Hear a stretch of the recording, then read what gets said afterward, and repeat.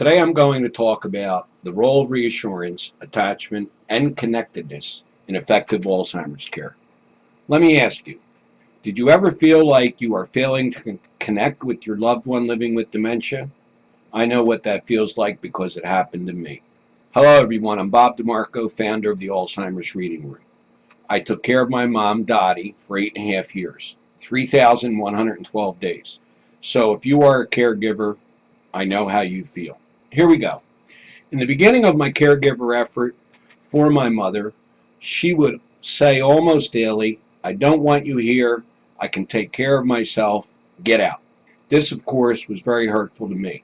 How could a person that I was taking care of 24 hours a day, 7 days a week, tell me to get out? This was clearly a disconnect. Do you experience situations like the one I'm describing? You probably do. My mother didn't know she needed me, and no matter how hard I tried to explain why she did, it always ended badly.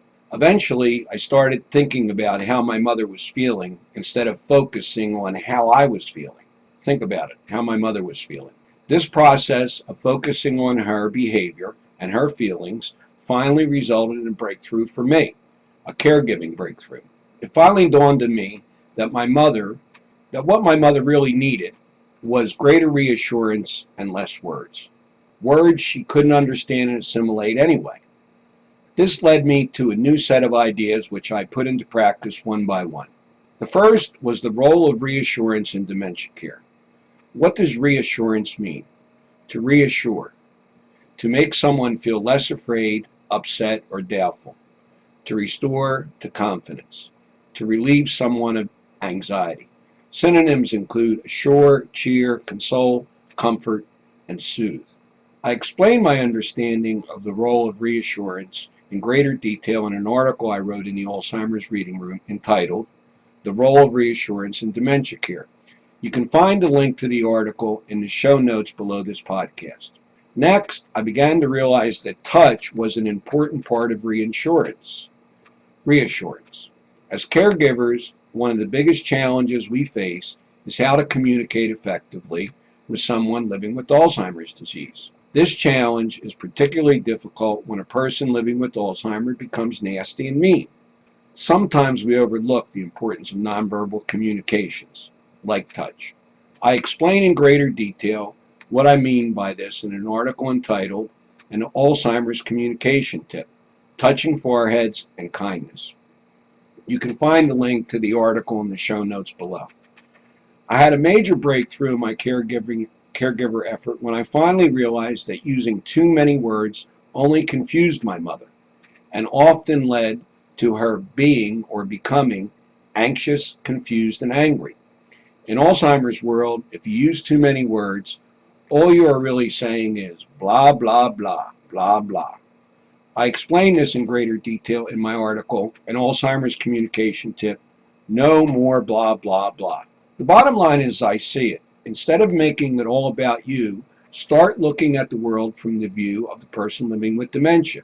As a result of Alzheimer's or related dementia, they see and hear things differently than we do. Their perception of our words and actions are often quite different than we might be expecting or thinking. If we tweak our behavior just a bit, we should find that they become kinder and gentler and more joyful to be around. The goal is to reattach to your loved one living with dementia. This is not easy to do. Because of Alzheimer's, we often become disconnected.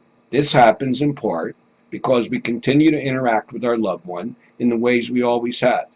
In most cases, this is not effective. So we must all try harder to understand. That is not all about us, the caregiver.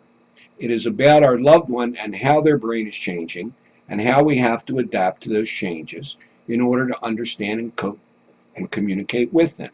To summarize, remember, the constant reassurance is necessary.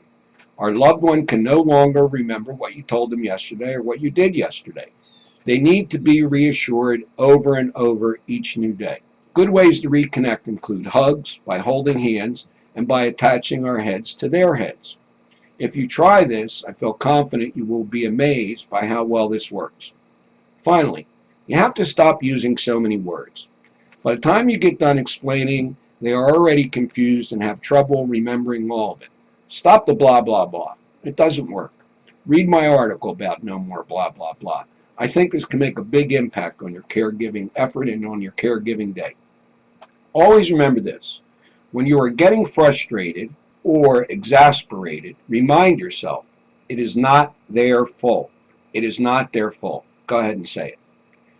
If you are not already a subscriber to the Alzheimer's Reading Room, why not join with us? We have over 36,000 active readers.